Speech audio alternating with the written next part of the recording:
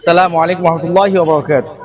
প্রিয় দর্শক, আমরা এখন আছি ঐতিহাসিক বদর প্রান্তরে, যেটাকে বলা হয় জাবালে মালাইকা, মানে ফেরেশতাদের পাহাড়।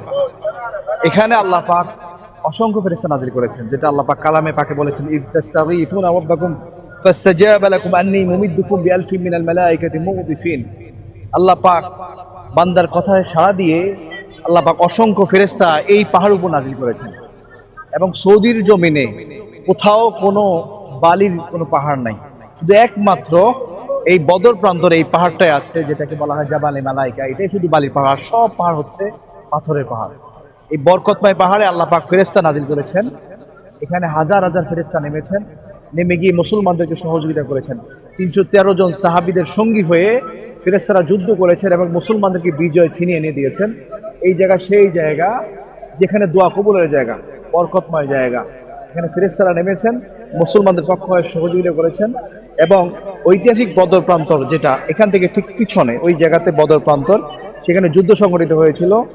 মুসলমানরা যুদ্ধ করেছে এবং কাফের মুশরিকদেরকে পরাজিত করেছে। এখানে আবু জাহেল সহ, উতবা, সাইবা, ওয়ালিদ সহ অনেক কুফাররা সেখানে নিহত হয়েছে। সেই জায়গায় বদর প্রান্তর, সেখানে শুহাদা আছে, 14 জন শহীদ হয়েছেন সাহাবী। সেই জায়গা বদর প্রান্তর, আমরা সেখানে জিয়ারত করেছি। আর এটা হচ্ছে ঐতিহাসিক শুহাদায়ে জাবালে মালাইকা, এখানে ফেরেশতারা নাযিল হয়েছে। আমরা দোয়া করি আমাদের যে সমস্ত ভাইয়েরা আছেন, আল্লাহ যেন সবাইকে এই সমস্ত বরকতময় জায়গা আসার তৌফিক দান করে, এই সমস্ত বরকতময় জায়গা জিয়ারত করার তৌফিক দান করে।